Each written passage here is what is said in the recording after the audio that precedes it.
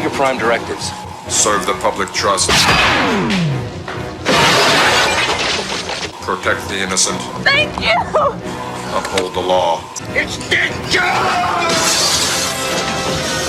It was considered to be just another low-budget science fiction movie with a silly title. Perhaps you're aware of the Robocop program developed by myself at Security Concepts. Robocop is a little bit like the guy who rides into a corrupt town and cleans it up. Your move, creep. And to me, this was very clearly a metaphor of the knight in shining armor. Let the woman go. You are under arrest. It's just such incredibly good filmmaking.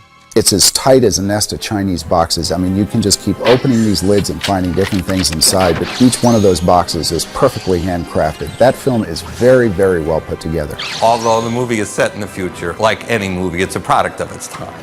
And this is really a product of the Reagan era. I say good business is where you find it. I like violence, you know. I like violence in movies. I wanted to show Satan killing Jesus.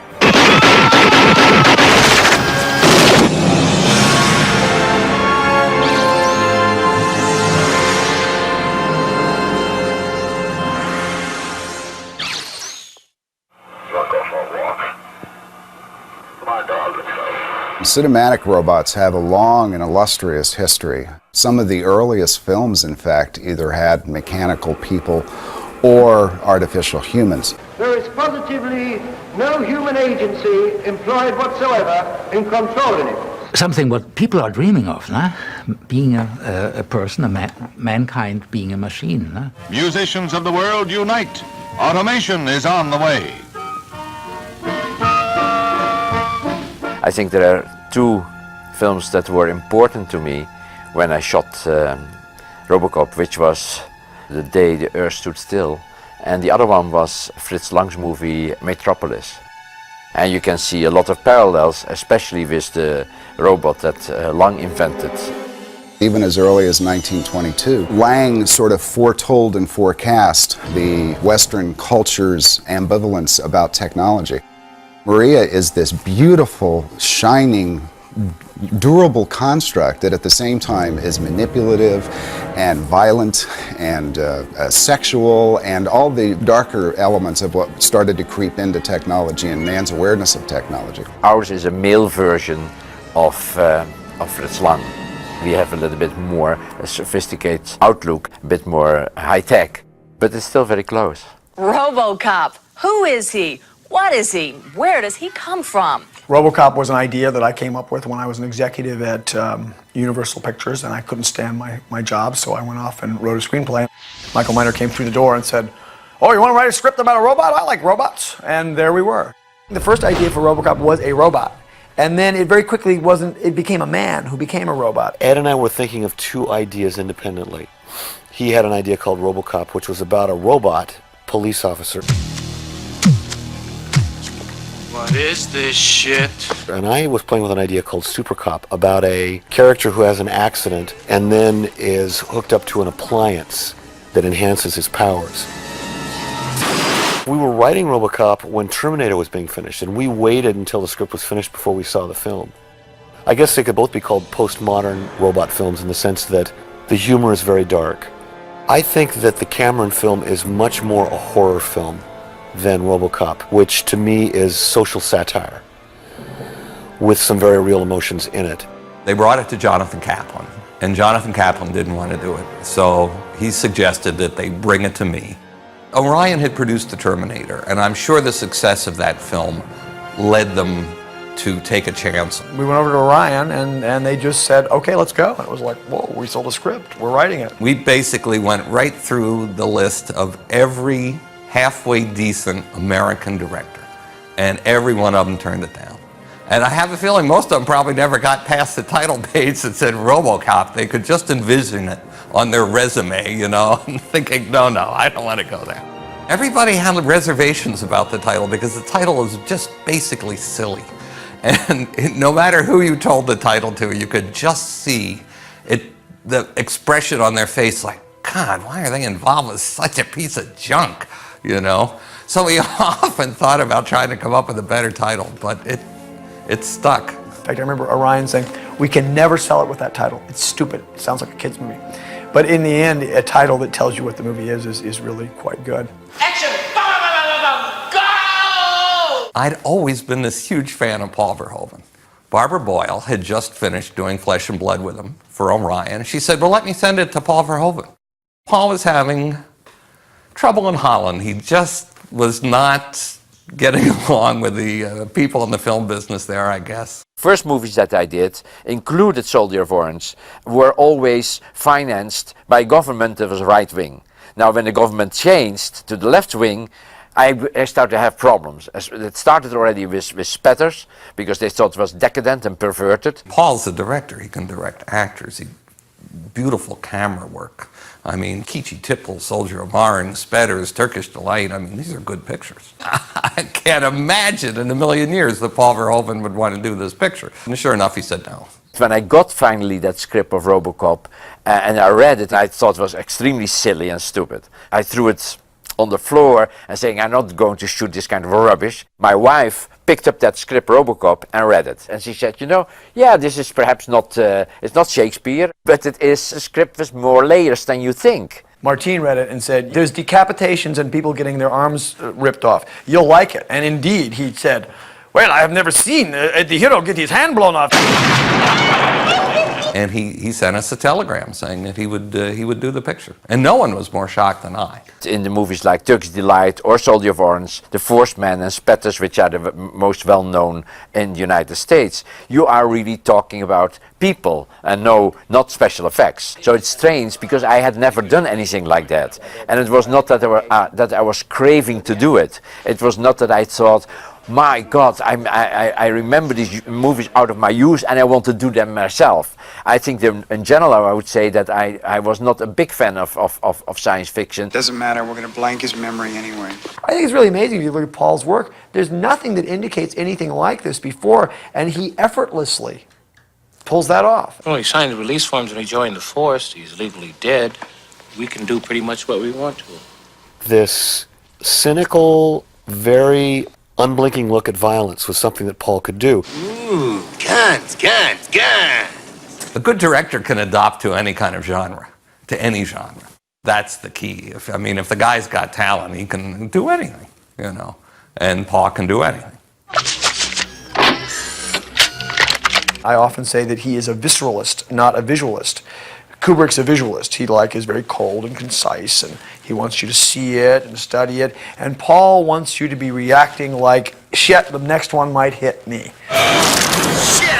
As I started to work with the writers, I picked up so many layers and additional elements, and I got really inspired by what was already on the paper, by extending that, emphasizing it, pushing it. And so that ultimately it might be my best American movie. Foreign directors critique America better than Americans can because they're on the outside and they approach it anthropologically. And that's another thing that I think Paul brought to the material. I really have a lot of respect for Paul. He's the real deal. He's like a real director. You know, he's totally focused.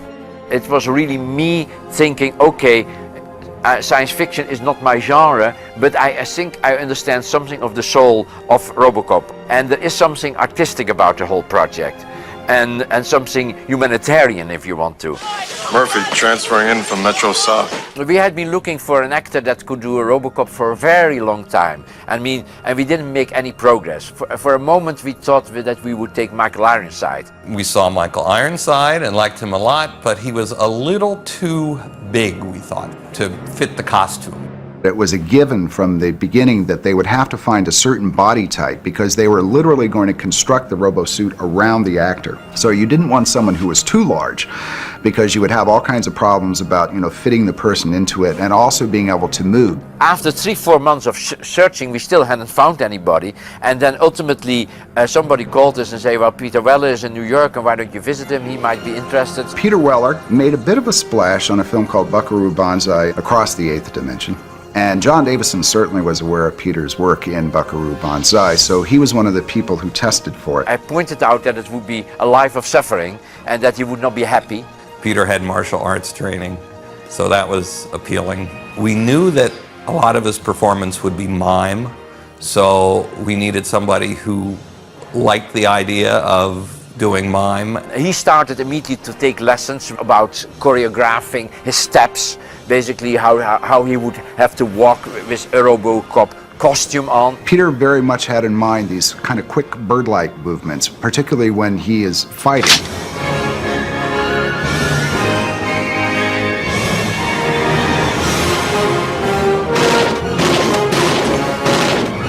Originally, we had cast Stephanie Zimbalist in the role of Lewis. And a couple of weeks before we started shooting, she pulled out.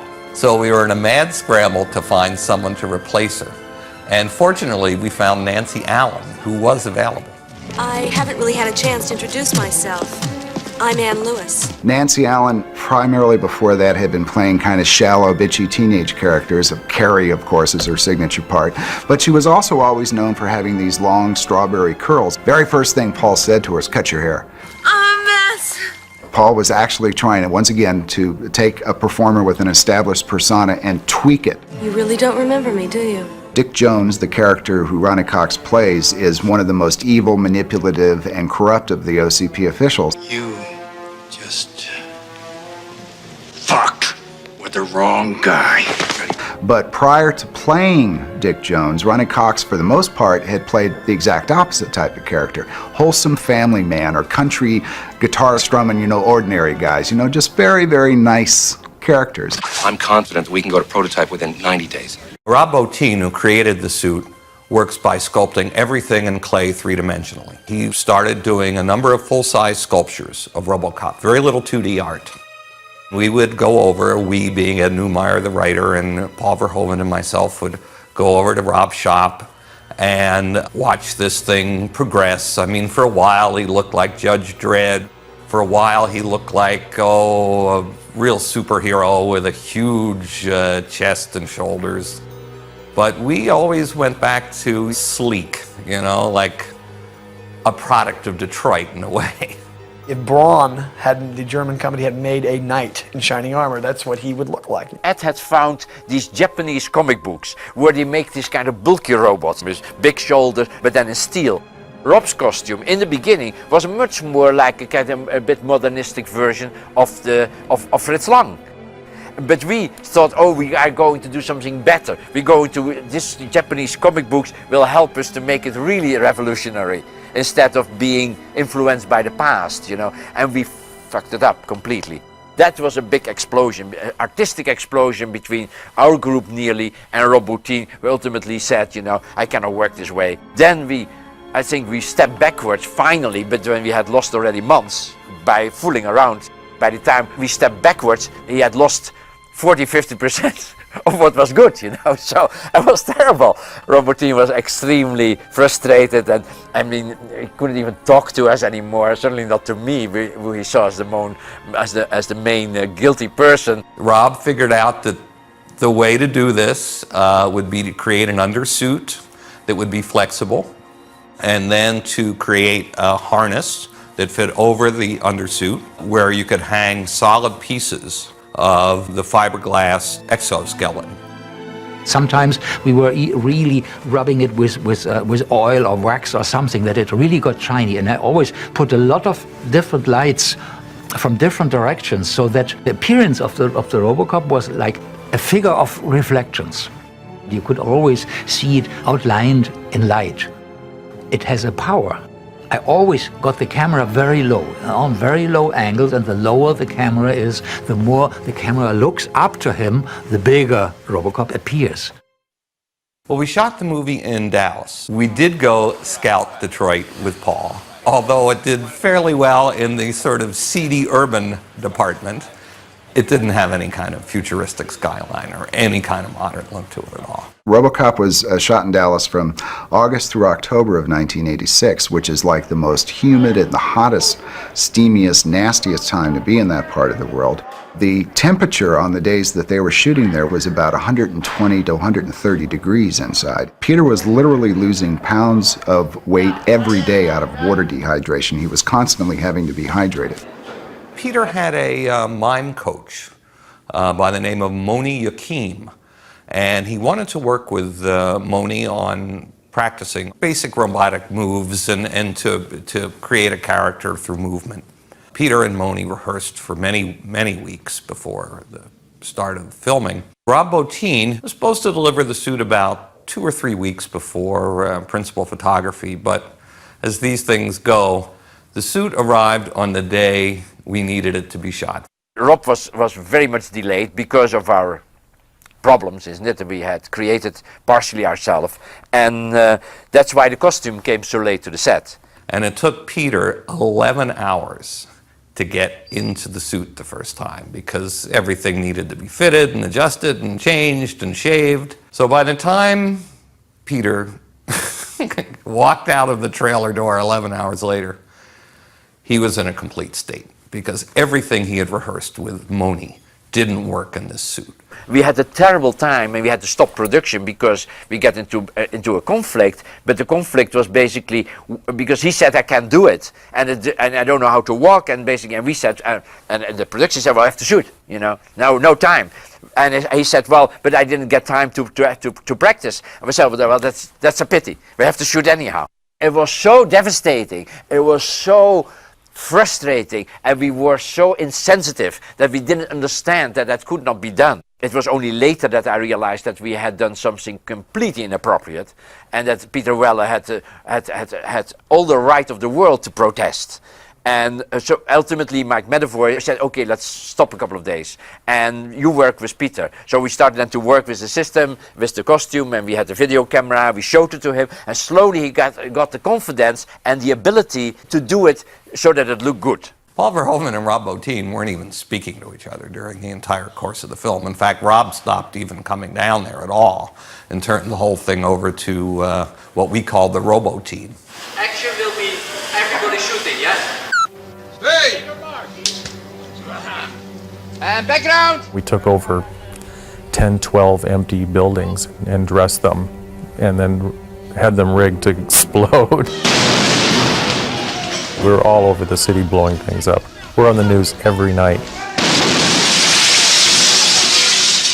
Something was exploding or there was something going on. Get it!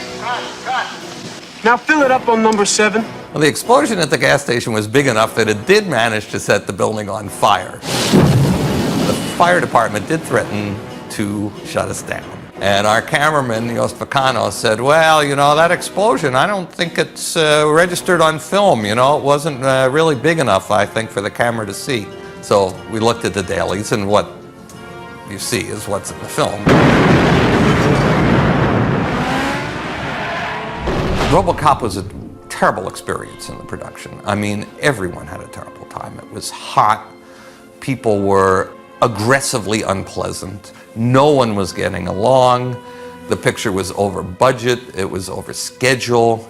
People from Orion would come down and say, stop the bleeding, stop the bleeding, and then they would fly off, and the next weekend they'd fly down again.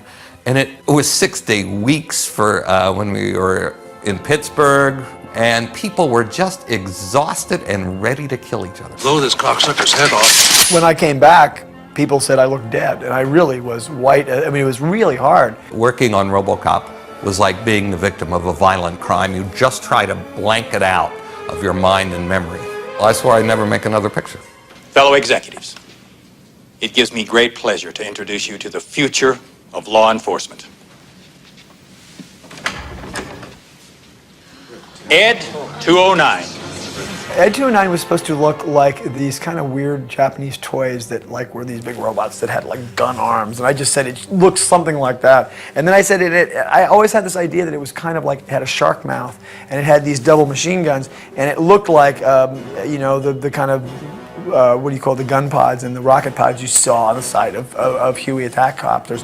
There's like a certain dumbness to it as well, something like a utilitarian stupidity to the thing. I felt that basically having this kind of feeling that there might be sensors here, but what does he see exactly? He's partially blind for what's happening in the world, you know. The law enforcement has a side that's blind, and that basically will just do like the Germans did in the Second World War. When the commanding officers say shoot these people, they would just do it.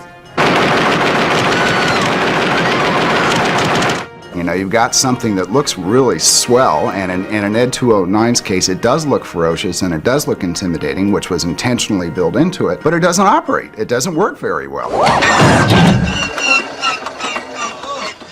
It was supposed to be a big American product, you know? Again, it's a big thing, it's heavy. Who cares if it worked or not? Up until very recently, now that's exactly what you could say about American cars. Because bigger is better. 6000 SUX, an American tradition. Automobiles get styled, you know, to be emotionally, you know, appealing. And it's kind of strange that, you know, military equipment gets a little bit of that same treatment. The front grille in Ed's face for the longest time was the opposite way it is now. It looked like he had a smile. We knew something was wrong with it. And when they were, oh yeah, if we turn the grille upside down, he has a menacing presence. What is that grille? You wouldn't put a big radiator on the face of a tank. You know, you might as well put, you know, paint a bullseye around it and say, like, hit me here. What we were shooting was just a prop, but it couldn't really act. People had to go up to it or stand next to it or touch it. That was the prop. 209 is currently programmed for urban pacification. Paul Verhoeven, he was screaming. He was like every time the robot was supposed to be moving, you know, he would act it out. And he would run through the movements and stuff. And if people weren't afraid of a giant prop, they were certainly afraid of him. At that time, there were no computer-generated images possible. This was just stop motion.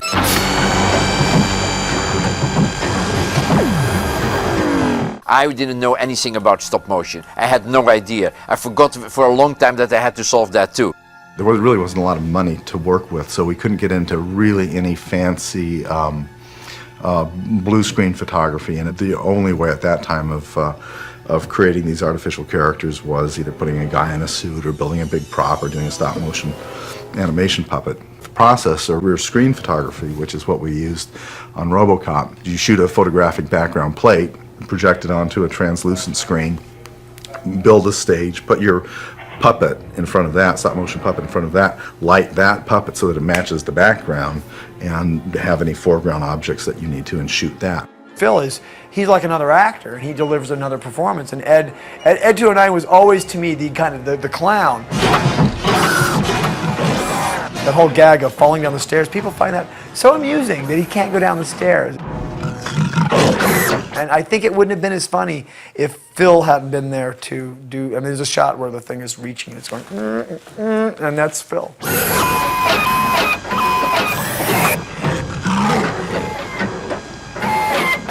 We actually built a scale version of the stairs. So got all the dimensions and you know, whatnot from the staircase that they were using, and matched the paint and stuff, and built a miniature set, probably about 4 feet square. And we basically set the puppet up at the top of the stairs and flipped him down the stairs. There is, I believe, 1, possibly 2 stop motion shots of Robocop. When you have Robocop right in front, he used a little miniature guy. He had to help push up the gun and blow his arm off. The final scene where Ed walks in from off camera, and I got a call in the morning from Davison, and John said, you know, can you do something funny?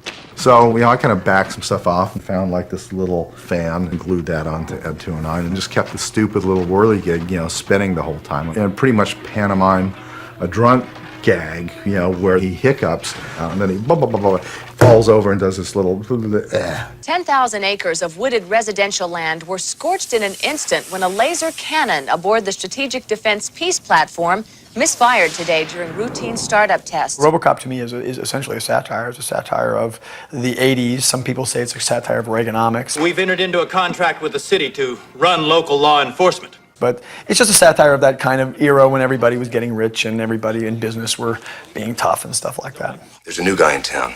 His name's Robocop. Bob Morton was a character that had been kicking around in my head for a while. He doesn't have a name. He's got a program.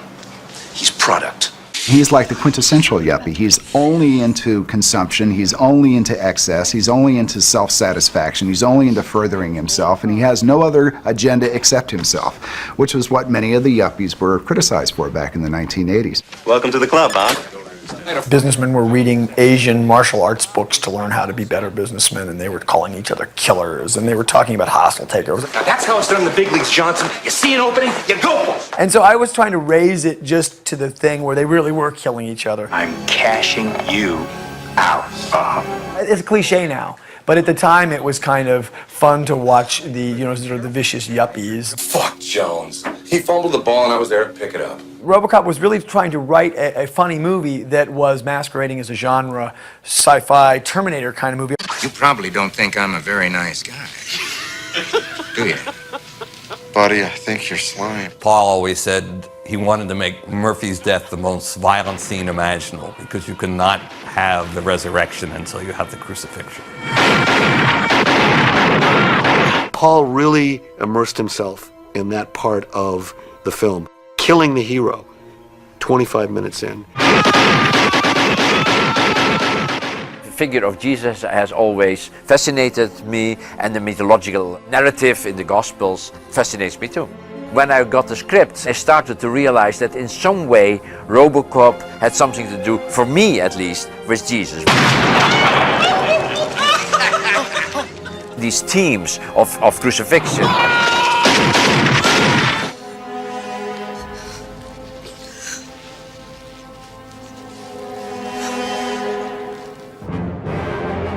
Resurrection.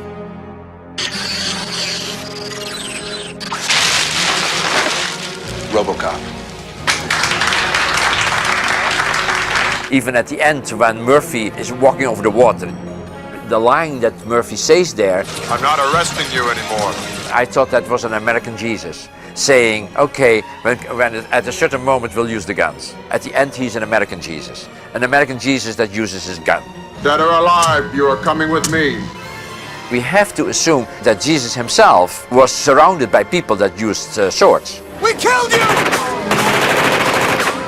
Even if I say it's an American Jesus, we have to accept that Jesus, probably at the end of his life, perhaps the last couple of months, was not so different from a Che Guevara. Jesus says, in the past I told you, you don't have to worry about anything. On the road you'll get from people what you need and whatever. But now I tell you, if you have a cloak, sell it and buy a sword. Even Jesus ultimately seemed to have promoted weapons. Come quietly or there will be trouble. It is more or less a machine, and later on it becomes more and more a human being. You're a cop! Cop!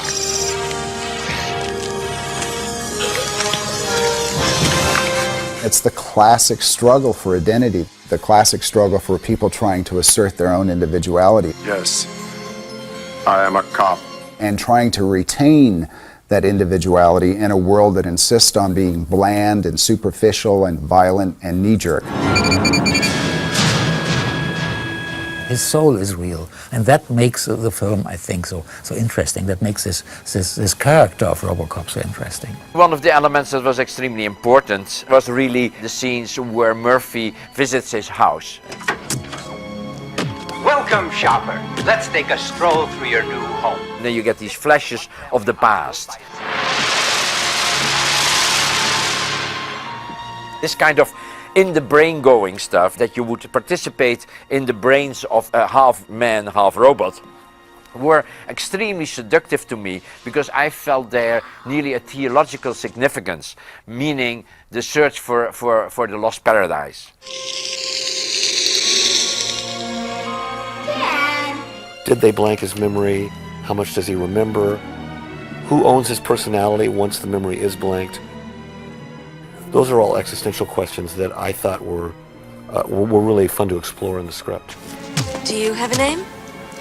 He's obviously in an existential dilemma. He's being driven by forces that he doesn't understand. And what it is it's just his own life, it's his own humanity. And eventually, of course, that breaks through.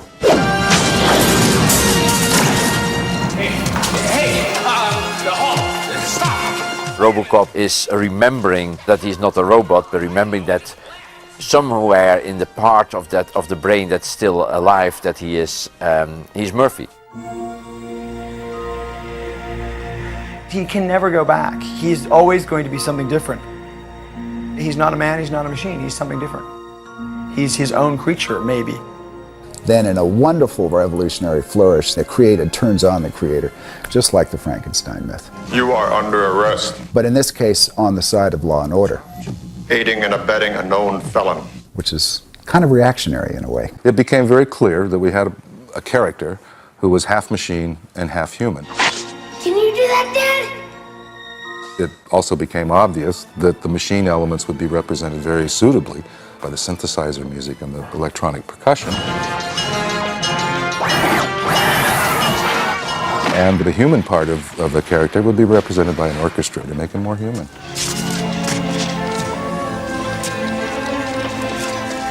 I went through 6 or 7 themes until we finally landed upon the Robocop march. Paul Verhoeven, he would walk around my studio like Robocop, and he would move, you know, his arms and his head to just give me the idea of how he wanted it to be fluid. It's a pretty cool way to approach it.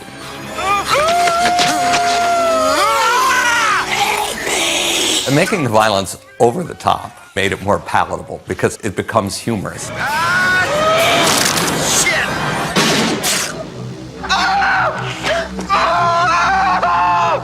I hate movies where violence is elliptic. I think to see people shooting and then you see somebody on the street or just like this without showing what damage a shot does, I don't think that's a big advantage.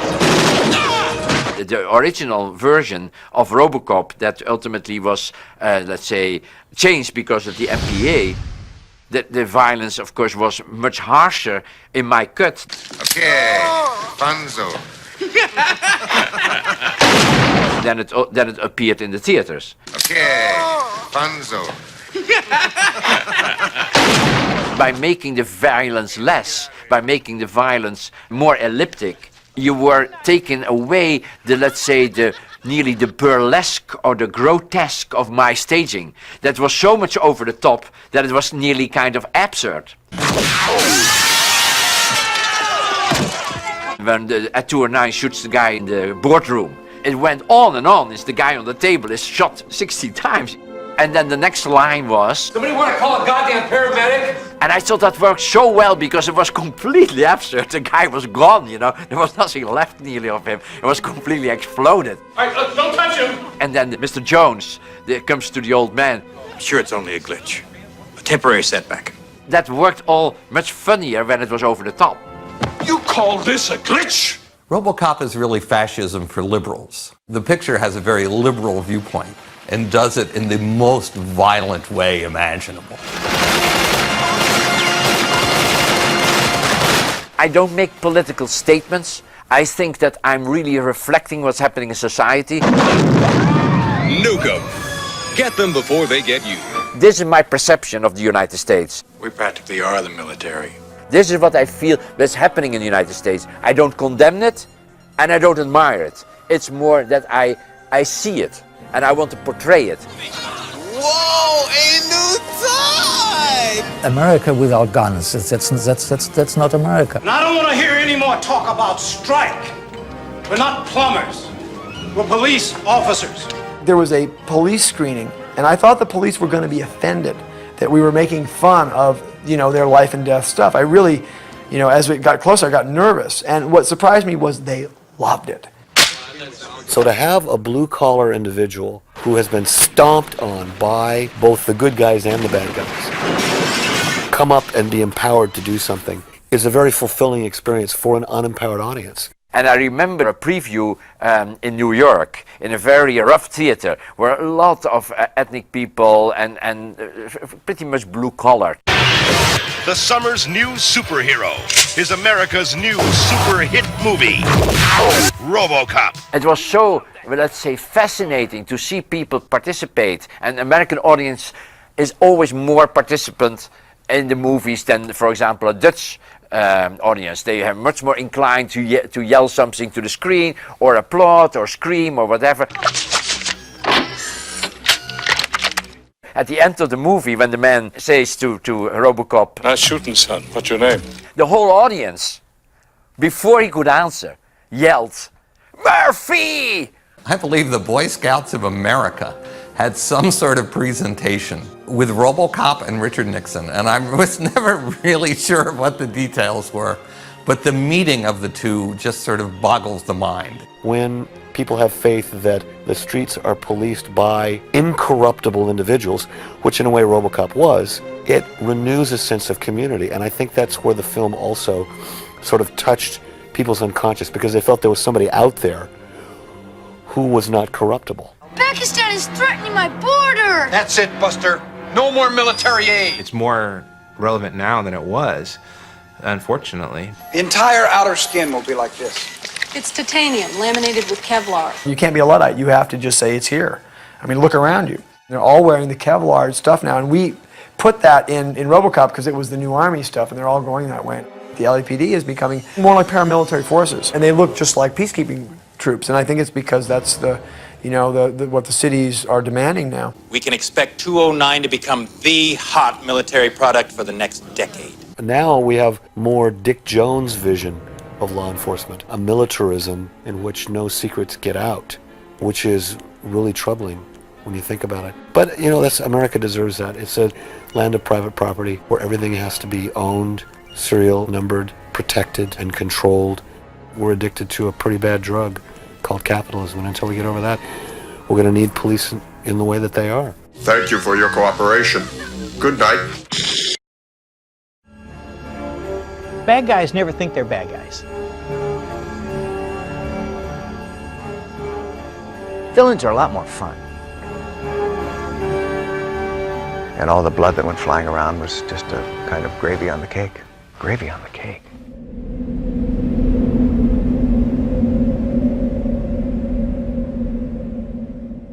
There was that particular street in Dallas, and it was a neighborhood, I guess, that was scheduled to be torn down anyway. And we really tore it down and blew it up and smashed it and destroyed it completely. I like it! We had these big cannons that they designed for us, and we got very used to hauling them around and shooting them. And they made really gloriously big explosions. It's primarily a gun that's intended to be fired on a tripod. It's not intended to be picked up and carried around unless you're Arnold Schwarzenegger, but he wasn't in this movie. So we had some phony ones that were like made out of a kind of a styrofoam material.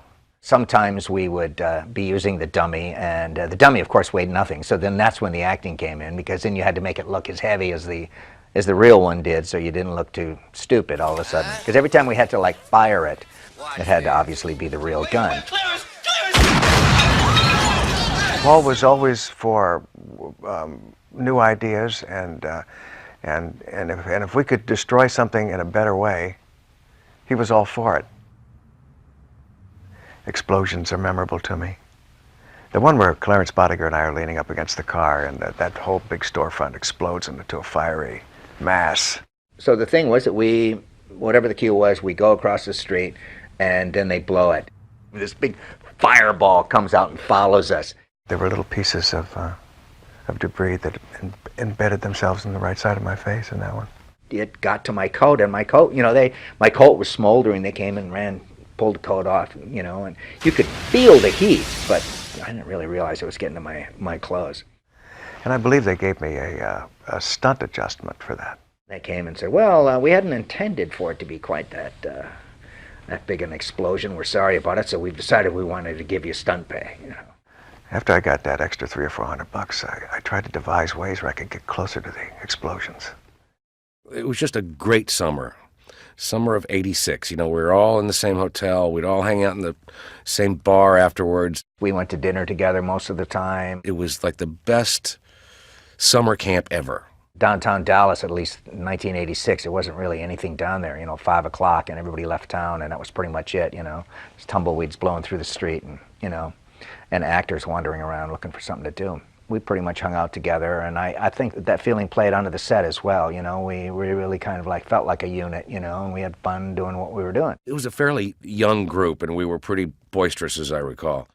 Paul just let us go crazy. I remember that when we were at the steel mill, that's when we were really bored, because we were in our third or fourth month of the film, and we were in Monessen, Pennsylvania, and there was nothing there. There was nothing to do, and we used to steal the golf carts, you know, that the ADs use. Yeah, you couldn't leave a golf cart around us. We would steal them and have races around the steel mill. And then the ADs were constantly angry at us, you know, and trying to find their golf carts. And they didn't think it was funny at all. We were just like little boys playing in a big sandbox. I just liked Leon's style. One day I came in and read for Paul Verhoeven. And then I think he felt that I could be one of the good bad guys. I liked the way he dressed, and I liked that little piece of jewelry that he had at the eyeball. I also felt that he was probably the best looking of the bunch. Don't touch me, man! He knew how to have a good time, old Leon did. Can you fly, Bobby? Clarence, no! Actually, they brought me in for Dick Jones and for Clarence. I always wanted to play Clarence, you know. And Kurtwood did a wonderful job, and I'm not taking anything away from him, but I sure would have liked to have had a shot at that one. I read the script pretty quickly and thought, oh, you know, B-movie. But fun. Looks like it's to be real fun. I didn't know who the director was, didn't know anything about it. Just went in and read. My agent called, and I had the part. And I thought she was talking about Dick Jones when we were like working out the details and stuff. And then she said something. I said, wait a minute, what part is this? She said, well, it's Clarence. For me, to be getting to do something a little bit different was very exciting. I can't remember where along the line I found out about the reason that I had been cast and exactly what they were looking for. I had to refer to things I knew about from Europe, isn't it? I mean, I grew up in the Second World War, and Heinrich Himmler was the head of the SS in Germany. I thought the prototype of a criminal is Heinrich Himmler for me. Clarence Boddicker should look a little bit with Heinrich Himmler, and that was the little glasses we gave him, you know. He was smart, and that's always scary. If you see some kind of big bruiser in a movie and this and that, you always figure you can outsmart him. You know? But when somebody's really a cold-hearted bad guy who can also think, then you know you're in trouble, and then it's a little terrifying. Clarence Boddicker was a guy who was about shotguns and hand grenades, and was kind of you know, a pretty tough guy that way, and didn't care about killing innocent people at all. I felt that it was essential that Clarence be a character who never backs off, and he had a sense of humor. Now, it's a macabre sense of humor, it was a vicious sense of humor.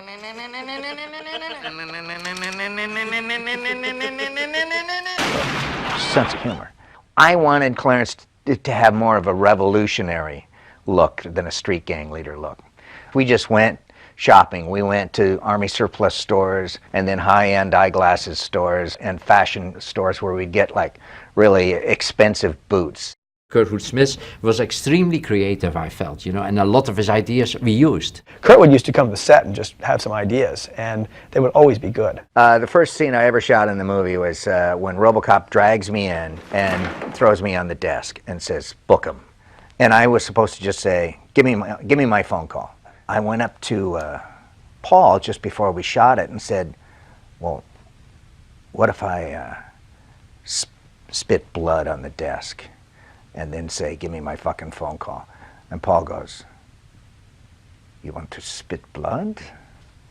Yes, let's try it. Yeah, I was immediately a fan of that, clearly, isn't it? My style includes basically these kind of disgusting things. Well, I didn't really know at that point, because it was my first day, I didn't know what a sort of blood freak Paul was with regard to the movie, as we found out later. Shit. Just give me my fucking phone call. The corporate villains we really enjoyed writing. These are people who are clearly out of touch with reality.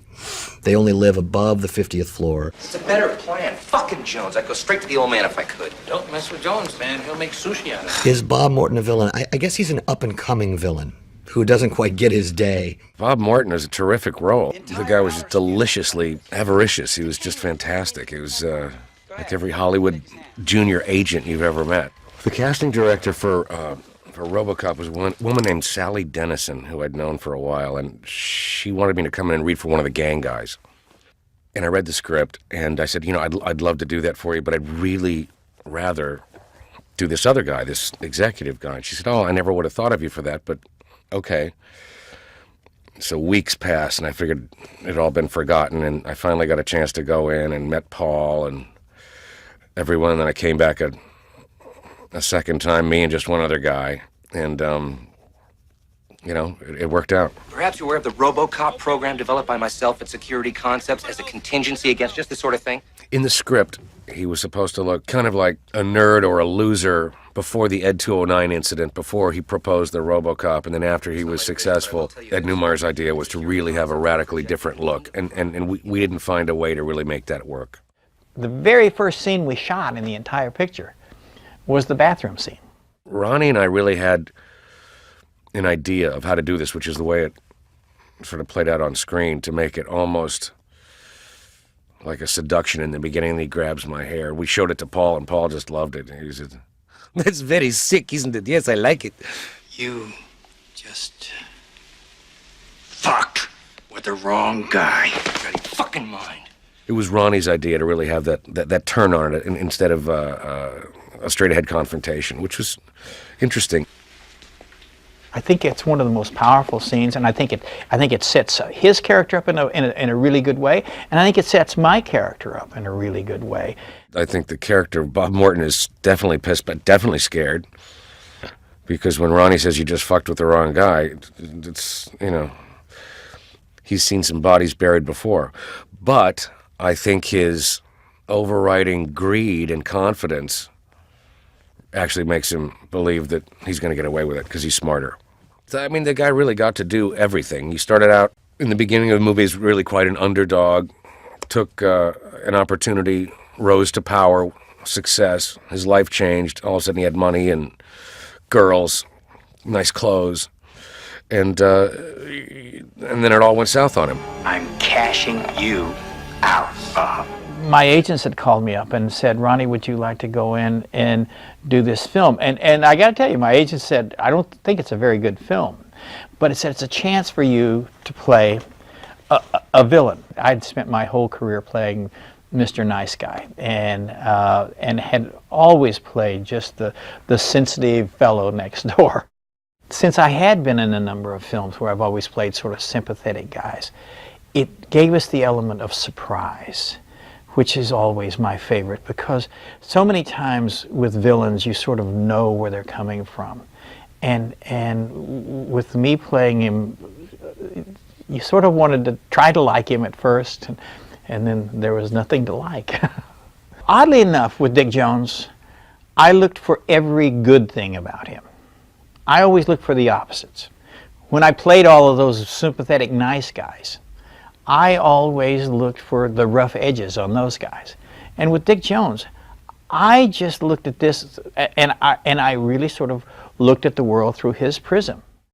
I bought into what he was saying, and then once I did that, I tried to play him as simply and as straightforwardly as possible. Obviously, Ed 209 was far superior to Robocop. I mean, everybody knows that. I mean, of course it had a couple of design flaws, but we can work that out. I'm sure it's only a glitch, a temporary setback. The only guy I'm worried about here is the old man. Guys like you, no worries. I got him, Clarence! I got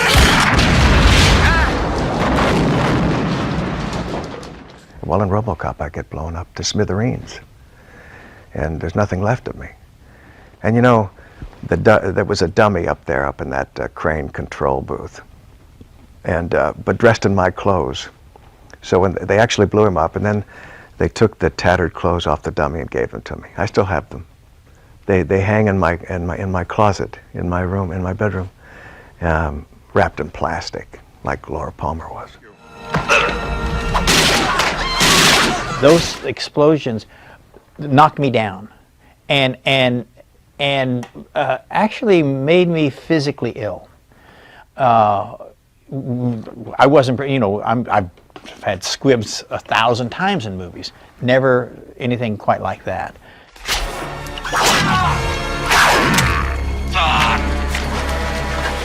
So finally, when he gets me in the neck, then what they had done was they ran a hose from way over there. That was the other thing, as well. I was staggering around in the water, overacting up a storm. I had to make sure I didn't pull my hose, because the hose had the blood in it, and it ran under the water, you know, up my pants legs, up my wrist. So when I grabbed it right here, where all the blood is pumping out of my wrist, actually, and onto my neck. The moment among villains I thought worked best was when Bob Morton was killed. He's there with the two call girls and the cocaine, and Clarence shows up with the DVD of Dick Jones giving him the speech about how he has to die.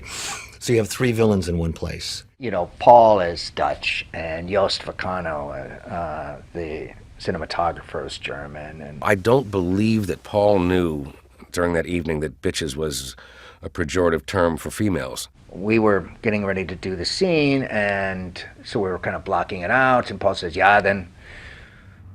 Kurt says, bitches leave, then the bitches leave, and bitches, then you leave when he says that. And then he says, no, wait, bitches, don't leave, wait. Joost, what do you think? Should bitches leave when he says bitches leave, or should they wait for him to make a motion? Joost goes, the bitches should leave. Yeah, bitches. Bitches, you leave. Miguel and I are just sitting there cracking up. And the bitches, they didn't seem to have a problem with it at all. You know, they were like, okay, fine, sure. Very good, thank you, bitches. Very good, that's a wrap on the bitches. Thank you very much, bitches. I couldn't resist sticking my tongue in the ring and pulling it out with my teeth.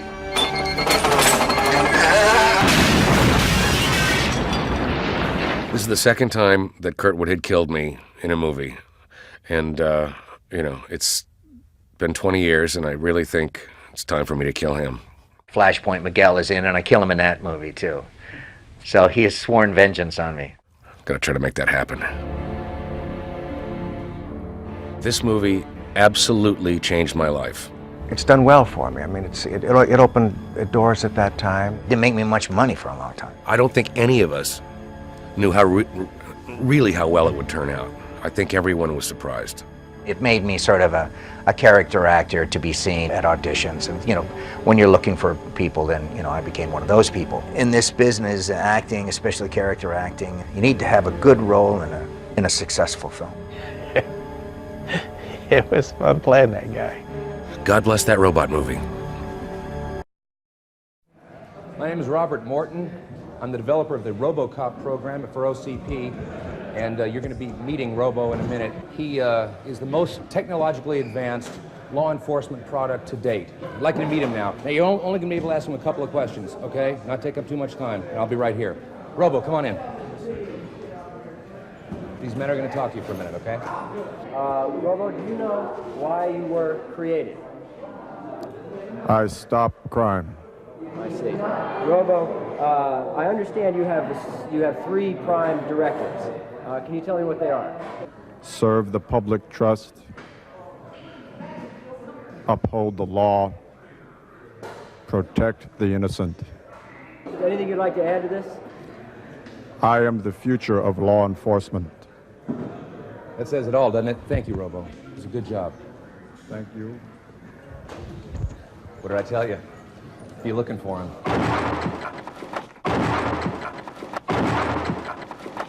This picture takes place in old Detroit in the future.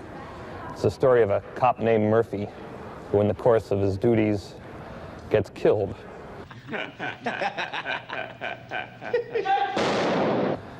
And he is rebuilt as a cyborg, part man, part machine, and he is now programmed as the future of law enforcement.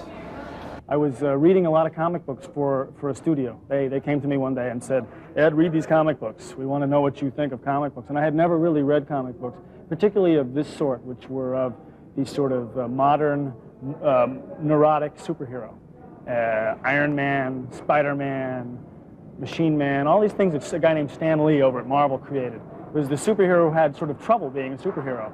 Even though he had all these powers, there was like something going on inside. So he was sort of like a superhero with a headache.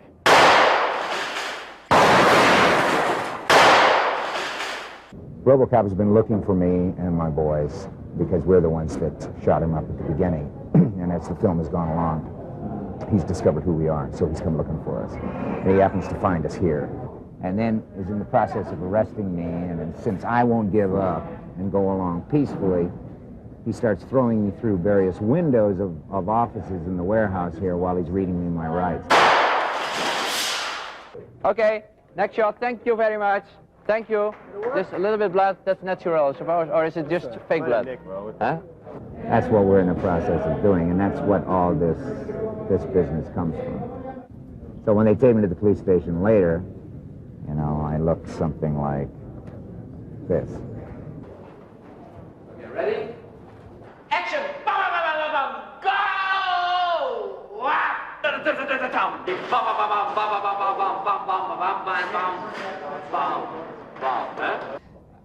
I think what my influence in the style has much more to do with the way I shoot it, the editing, and the way I work with the actors, which is perhaps a little bit different from a normal action picture, because I spend, I think, much more time with the actors than you would normally do for an action picture. Well, I play Bob Morton, who is a sort of up-and-coming executive for this company, OCP. The company itself is kind of scary. It's like, we are Beatrice, you know? We own the police, we own the hospital. It's great.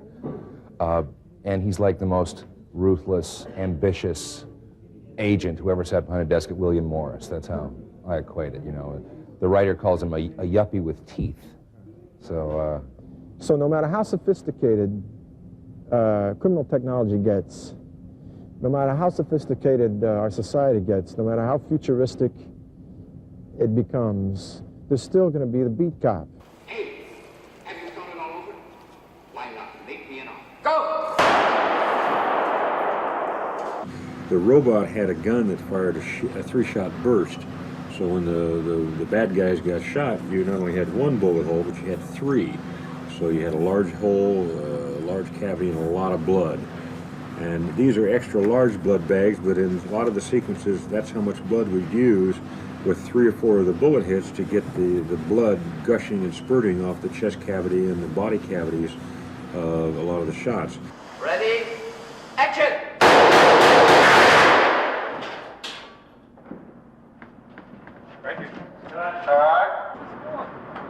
Well, I could hardly feel the impact. The brass of your last round hit me right on the chest. Yeah. I figured if you wanted to take a shot at me after I did this to you, I couldn't blame you. Actually, the rigging was really superb. I hardly felt the impact of this. Now, when those things go off, what do you feel? Feels like, that's it, we did a super job. Yeah. One of my earliest recollections of robots is sitting in front of a television set when I was 4 years old watching a local Philadelphia TV show called Mr. Rivets, and it was a man in a cardboard box painted silver. Now, hopefully we've done a little better than that. We have one of the all-star teams of special effects. We have Phil Tippett, Academy Award winner, doing all the stop-motion animation on the robot Ed 209, this large armored enforcement robot, and he becomes Robocop's nemesis during the course of the film. And I think Phil Tippett, with Ed 209, has really also done a superb robot. Stop motion animation is a frame-by-frame process where we move the stop motion model, the arms, the legs, the feet, the tail, the eyes, the back, very infinitesimal amounts, and then we take one frame of film and repeat that process again. Take one frame of film, repeat the process, take one frame of film. We have Pete Coran, who did all the roto effects in the Star Wars pictures. He's doing all our RoboVision shots, all the POVs of the robots. We have Rocco Joffrey, is probably the finest young matte artist in the United States, doing all our matte paintings.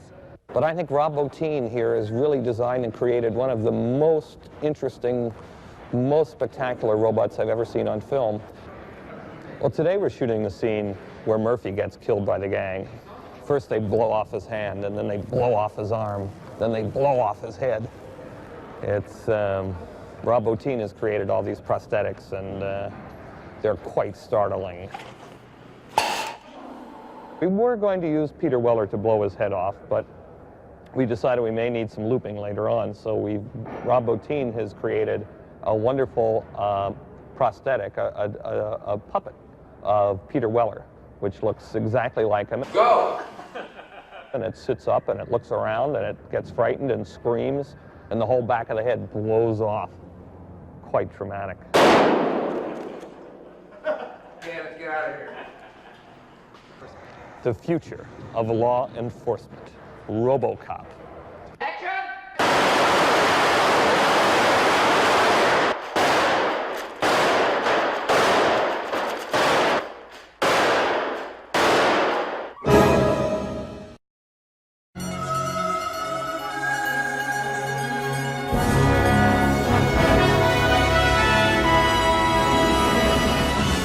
If I had enough money to buy the materials, that's as much as I needed. I thought I was doing a cartoon until I saw that first really rough cut. I was like, oh my God, it's great.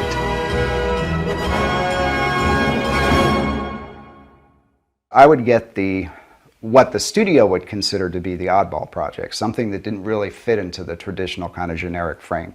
And Robocop was certainly one of those pictures. I'm the production designer, and my job was to sort of give a look to the picture and keep, what I always feel is to keep a cohesive look to the picture. There was a constant in design, very brutal, cold architecture. You'll see there's a constant line of concrete wherever we go that's just boring but linear and kind of visually interesting and structural to me. It's clean, so there's no information that you don't want to see. Let's say you're shooting people at the base of a hill and you want to put a castle on that hill. Well, you could build one, right, and get a prop and put a lot of money into it. Or you could hire a very good matte painter, a man who could take a piece of glass and then paint at the top of the glass that castle, and then you would actually put the frame of glass in front of the camera and shoot your live action. Rocco Giaffri, who did the matte paintings for Robocop, had a different technique. He didn't like to use glass, and he used masonite, masonry boards, and he would paint right on those, mainly because he was always dropping the glass and breaking the glass mats. So a matte shot, in the traditional sense, the oldest way to do it, is a controlled double exposure where you shoot the live action, you're blacking out part of the frame, and black represents a lack of exposure. You go back in the darkroom, rewind that film, and reload that on a pedestal-mounted locked-off camera that's pointing at an artwork easel. And that artwork easel contains your matte painting, which is black now in the complementary portion of the frame, and it fits together like two pieces of a jigsaw puzzle. And it takes a certain number of tests, usually about 4 to 6 camera tests before you get your painting to blend properly with the live action. In a situation with an architectural matte painting, you usually try and find areas that you'll be able to hide your blend in, and you go along with the architectural lines as best as possible. I'd rather cut into the set and paint a portion of that back in, because more often people are looking for a matte line on the outside perimeters of the set piece, not within the set itself.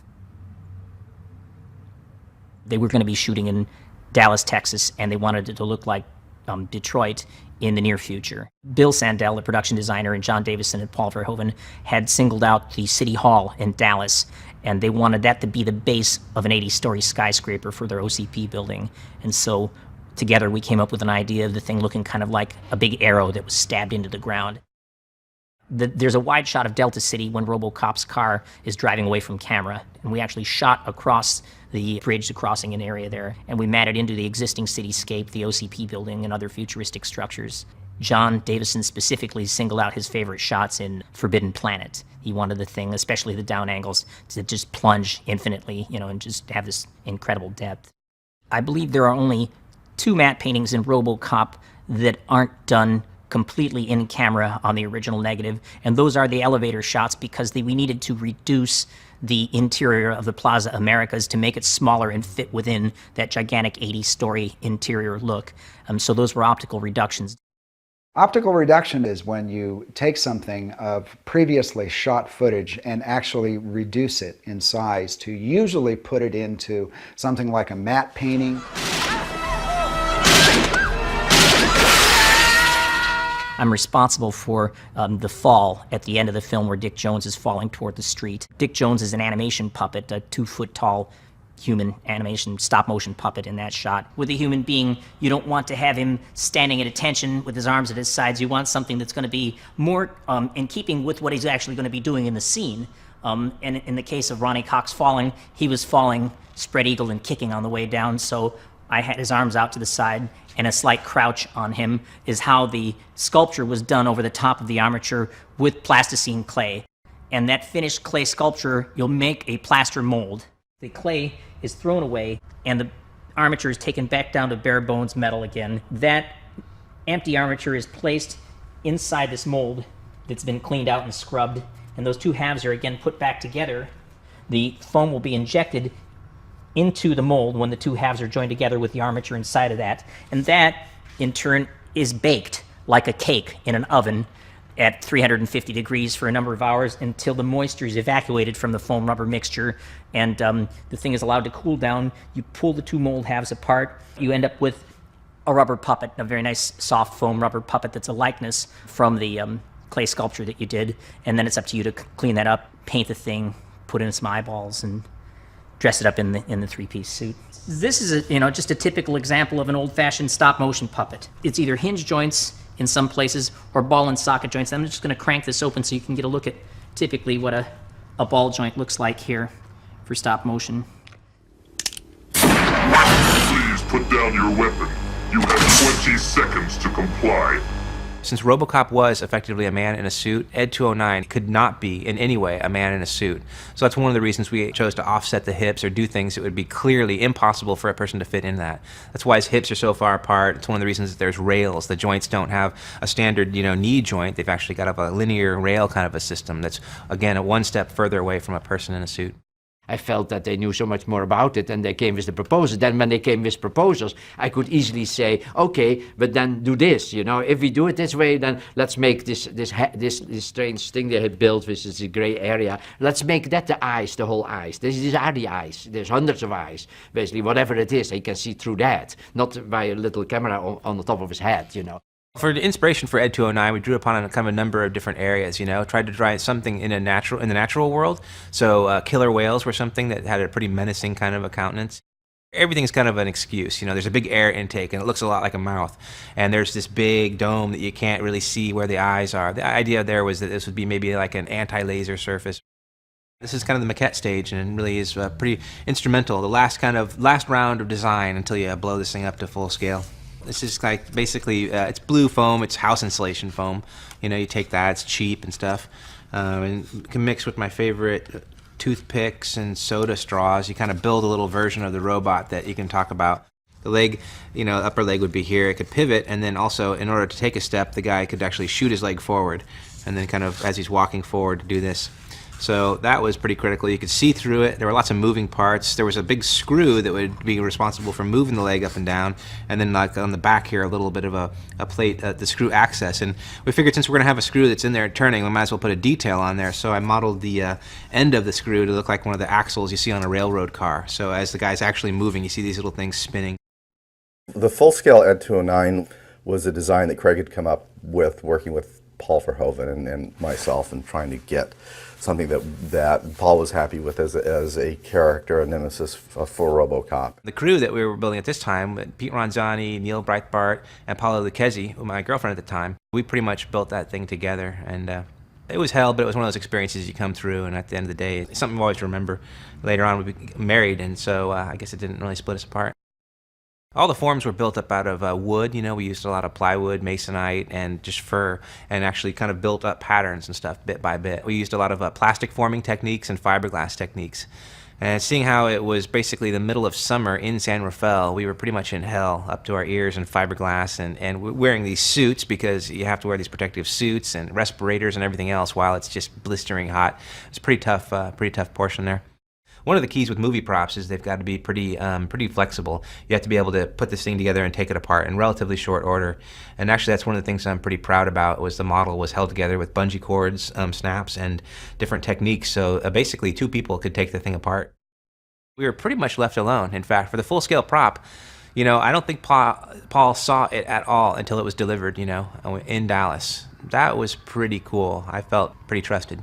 Phil Tippett would check in on us on a periodic basis, come over and see what we're doing, and just kind of roll his eyes at the mess we were making and stuff. Our hearts were in it so much that compensation even wasn't necessarily important. Just contributing to this whole kind of process was really the motivation. The full-scale prop was essentially just that, a prop. It was capable of being posed. The head could be swiveled, from side to side. The arms were able to be pivoted. We could rotate them down or rotate them up.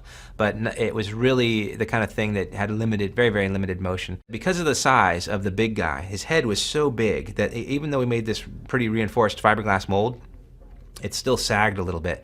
So when you see the big one compared to the miniature version is built exactly off the pattern for the big one. But when we molded the big one, it squished just a little bit. So the big guy's head's just a little bit fatter than the miniature version. And actually, it's one of those things that always bugged me when I saw it in the film, because I recognized they were a little different. But what are you going to do? Phil Tippett is the man on Robocop who actually animated the stop-motion puppets for Ed 209. This is the stop-motion miniature of the Ed 209 puppet that has an articulated stop-motion skeleton or armature in it, and this is actually part of it's actually visible here. And you can see this lead screw mechanism that was part of the design that Craig Hayes had come up with. Then they've made a number of miniature puppets that were articulated and had little skeletons inside of them of metal so you could pose them, and then this was done through stop motion animation. Every little aspect of this particular character has got an armatured, jointed part that allows. And shooting one frame of film can, depending upon the complexity of the shot, take anywhere from 10 minutes to an hour and a half, adjusting everything properly for one frame of film.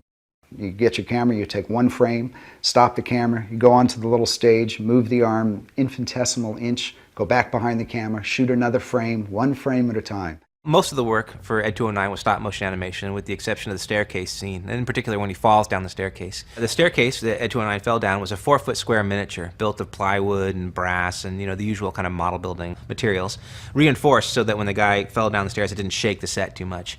Phil did all of the kind of masterminding of exactly how we were going to do that, what angle the set would be at to get the best roll and everything, and then we rigged up the puppet with a pin in his foot. And when we said go, camera was rolling at speed, we'd pull the pin and the robot would tumble down the stairs and off the edge of the set. I was the one catching the robot because I was the one who had to fix it up for the next take, so I wanted to make sure as little stuff broke, So I'd be down there trying to make sure the little thing didn't hit the ground and break off an important part, and then I'd have more work to do.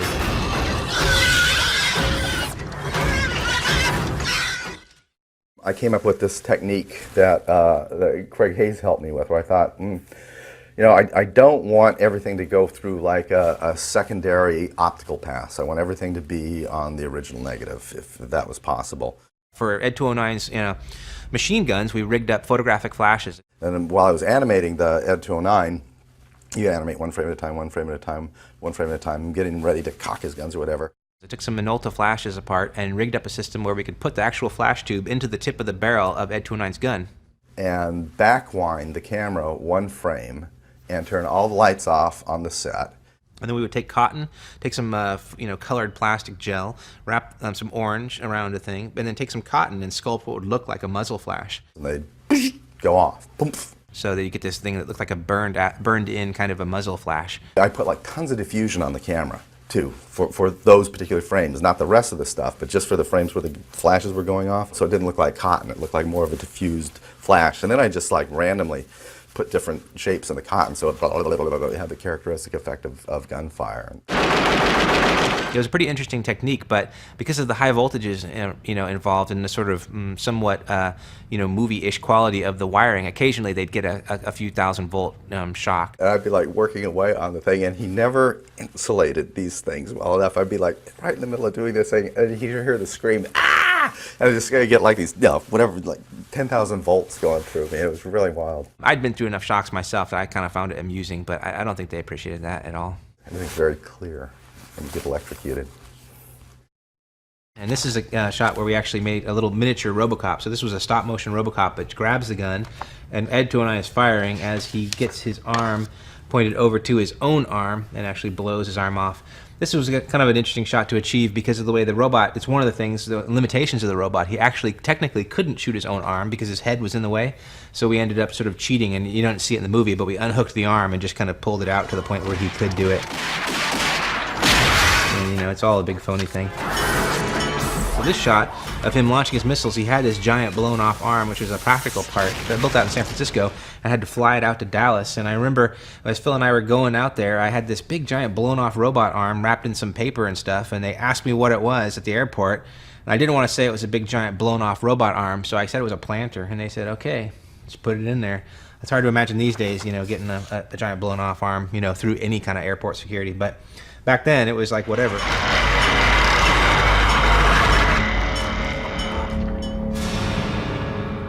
I thought for sure that I'd be able to continue doing matte paintings with a paintbrush and camera trickery for the rest of my life. Since Robocop, yeah, the industry, visual effects in particular, have changed so radically. In the digital world, you're in an arena where you have your frame and you can do anything you want with it.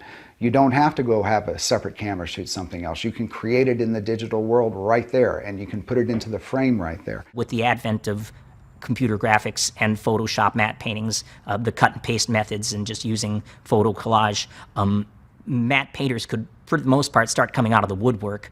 People that couldn't create a realistic painting with their hands and with a paintbrush were suddenly, there's just like tons of matte painting artists now. There's a completely different kind of realm of equipment that's necessary, and the accessibility, of course. These days, visual effects are done in a variety of ways. You can create something completely from scratch in the computer, build 3D models and light them and so forth, and do that all entirely in the machine. You can go to a store and you could buy the software, the hardware, you know, most of the stuff that you would need to actually do visual effects.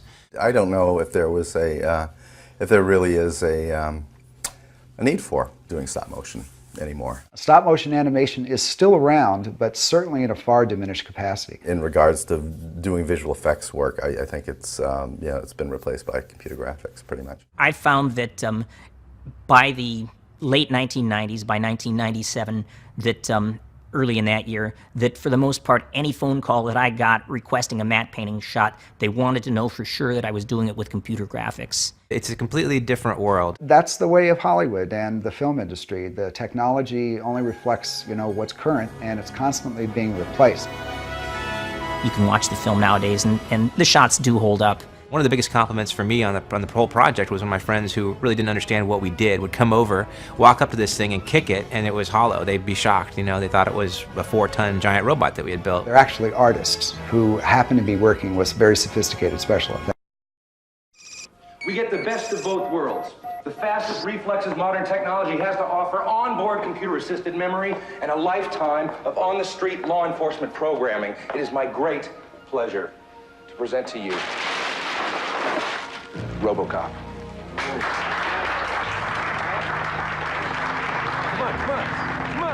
Come on, that's for you. Robocop, the future of law enforcement. Part human, part machine, a law enforcement Lazarus risen from the dead and programmed to patrol an urban combat zone. Come quietly or there will be trouble. Peter Weller stars in the title role as Robocop. The director is Paul Verhoeven. Well, it's an action picture, I suppose, first of all, and it has some other level, telling you something about the possibility of the human soul to survive everything. So it's on two levels. I think it's an action picture, and it's a picture about the human soul.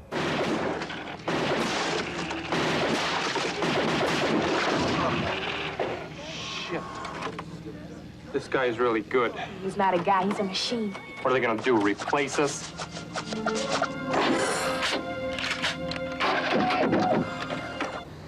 And I play John Murphy, a.k.a.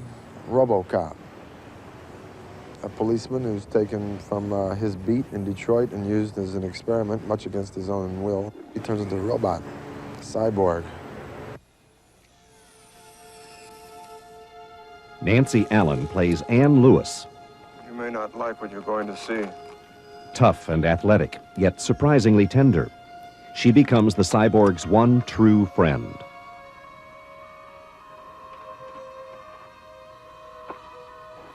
And she is like the beauty in the Beauty and the Beast. She recognizes Robocop, for what he really is, and finds out the secret, the mystery to Robocop. I was very nervous about how am I going to relate to this creature, And Peter's such a wonderful actor. I mean, there was just, sometimes I'd look at him and is there anyone there? So I think because of how good he is at his job, it made it really easy for me. One of my earliest recollections of robots is sitting in front of a television set when I was 4 years old watching a local Philadelphia TV show called Mr. Rivets, and it was a man in a cardboard box painted silver. Now, hopefully we've done a little better than that. Let the woman go. You are under arrest. You better back up, pal! The future of law enforcement. Robocop. Hello. Hi. Hey, come on, guys. There's nothing there. Just give me a little bit more there. For director Paul Verhoeven, Robocop marks not only his first American feature, but also his initial plunge into the special demands of science fiction. For the slates. Ready? Action!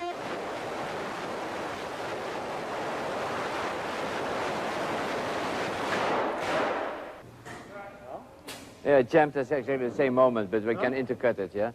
I think that he wanted to make the movie, and he did make the movie for American sensibilities, not for European sensibilities. Still, the obliqueness of it and some of the humor and the wit and the social milieu that the jackpot of little goodies that he throws in is from Europe. So it's tremendously unique. Drop the gun. You are under arrest.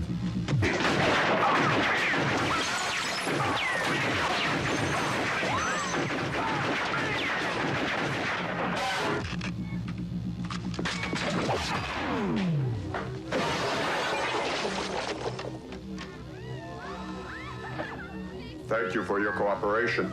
Good night. Sometimes it's really difficult to get these things on paper, yeah? You really have to know the writer and to talk with him and find out what is the common opinion behind what is written in the lines. It distinguished itself from other robot movies because it's about a guy who becomes a machine. It's a very violent movie. It's sort of a comedy, I think. I mean, if you like a good robot picture, this might be it.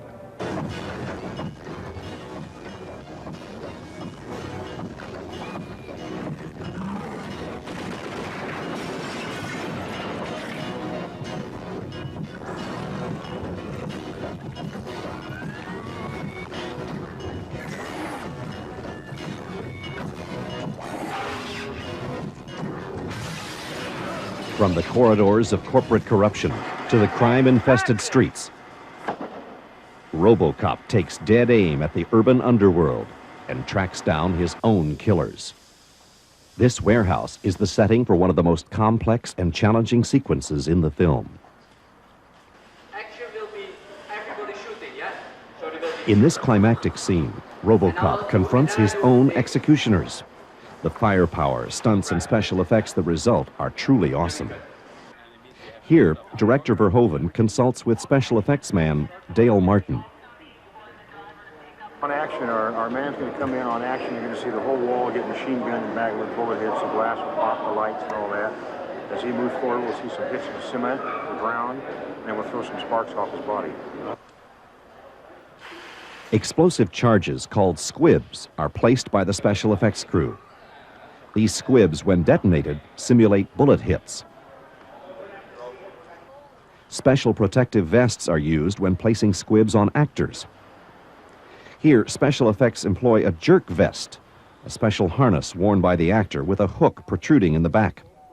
A wire is attached, and when the squibs explode, the wire is jerked, and the actor will be pulled backwards, giving the effect of being blown away. In complex scenes like this, the director choreographs each element separately, so the actors, camera, special effects, and stunts all work together as a cohesive whole. Well, you have this sequence here, which is a big shootout. The robot comes in the building, kills all the baddies in the building, so that's not super dangerous. So that's just, it requires a number of stunt people, a lot of bullet hits, a lot of blood bags, and things like that. I'll wait, and then it will be action! Bam, bam, bam, bam, bam, go!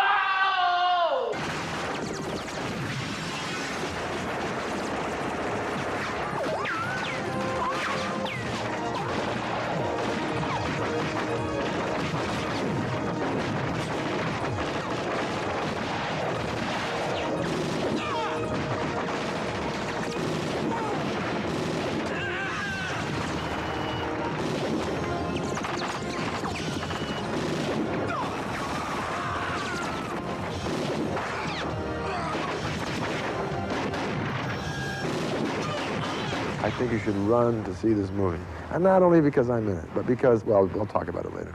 Go see it. I'm Phil Tippett. I was the visual effects supervisor for the Ed 209 scenes on Robocop. Primarily responsible for the stop motion animation on the Ed 209, the police droid sequences. Yeah, for the stop motion characters, the deal is really no different than the currently computer graphic characters today. It's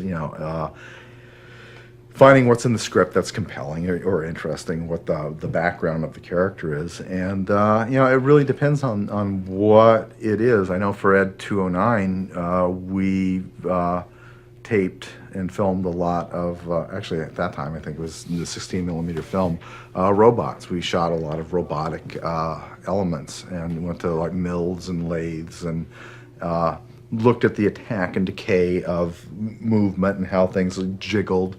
And you begin to build up these files. And then you work very closely with the director in laying out the choreography in storyboard form. And that pretty much determines the approach that you use for actually shooting on the set and making sure that the plan that you have started out with is the plan you execute on the day, or that it doesn't vary more than 10 or 15%, because particularly for the stop motion photography and the budgets that we were working with then really didn't allow for any really elaborate camera moves where you have to track the thing in. They were pretty much all locked off shots, and so all the choreography of the surrounding action can't be too wild and handheld and then cut to this boring locked off shot. Paul, one of the things that characterizes his picture making style is his camera choreography, and then it comes to these shots where, what, you want me to lock off the camera for all the shots? Yeah. I'll go, okay.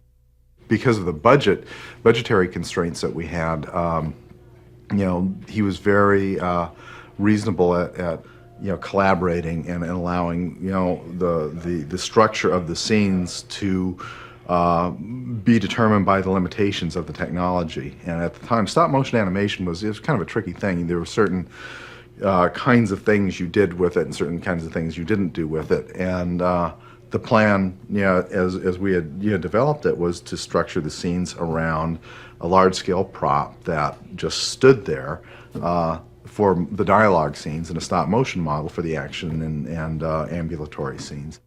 And just making sure that there was kind of an internal logic, because the thing was a robot, it could shut itself down, it would walk into a room, pa-dunk, jink, dunk, power itself down, and then we'd wheel in the big prop. Most of the time we used the full-scale prop that Craig Hayes built and shoot the dialogue scenes. And Paul did the rehearsal, so Paul would come in and be Ed 209 and do his and frighten all the actors, and that was like the run-through, and we'd film that run-through. And then Paul would leave and we'd film a burst of the Ed 209. That would be our lighting reference, and we'd pull that out. And the actors had all their eye lines, and and Paul directed them. You look here, and then you look there, and he is very careful about his his choreography and his layouts. And that was pretty much the structure of how we dealt with all that stuff, and allowed created a very simple but convincing illusion. That's all very important. Then, then primarily what you're dealing with is the presence of the thing inside the locked off frame, and it doesn't become about all the camera choreography. It becomes about the action of the thing. There really wasn't a lot of money to work with, so we couldn't get into really any fancy blue screen photography, and at that time it was certainly quite pre-digital technology. So the only way at that time of creating these artificial characters was either putting a guy in a suit or building a big prop or doing a stop motion animation puppet. So I was a big proponent of unearthing a lot of the Ray Harryhausen techniques. Having worked for a number of years at Lucasfilm, most of the work and the compositing that was done there was via blue screen, and it's a very kind of a strange impersonal way of working, where you have to imagine what you're shooting against a nondescript blue screen. But with rear screen photography, which is what we used on Robocop, it was a development of the dye-animation process that Ray Harryhausen used from Sinbad on, which you shoot a photographic background plate, project it onto a translucent screen, build a stage, put your puppet in front of that, stop motion puppet in front of that, light that puppet so that it matches the background, and have any foreground objects that you need to, and shoot that. Now there's a whole litany of different tricks that you can apply to create masks that break up the actual photographic background that you've shot, that allows you to place the character within the photographic background. And that means shooting through panes of glass that you've painted out in black, or doing paintings on glass that you've lit to match. And all of the Robocop photography was done with VistaVision background plates, a large 8x format that we were very careful in designing, as all reproduction, photographic reproduction, gains contrast and grain and color distortion. So we shot on the widest format, double the size of the 4x taking cameras. That allowed us the smallest amount of grain, and we worked at creating very special low contrast masks for the backgrounds as well, because we knew that the backgrounds were going to gain. So I was very lucky to have working for me at that time Harry Walton, who was very adept at developing these contrast masking plates.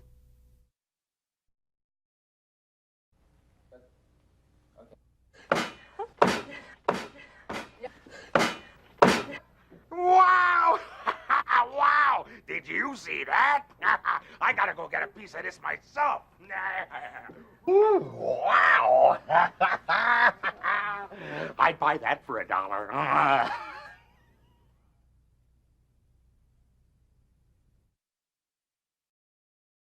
There's a scene in the nightclub when one of the bad guys is arrested by Robocop to activate the people, because they had to dance a little bit in a kind of a punky way, you know. So I was dancing with them just to get them in the mood. And then at the end of the shot, basically, Joost, for fun, basically, when he was after shooting them dancing, he makes just a shift with the camera to the side. But I'm doing like this.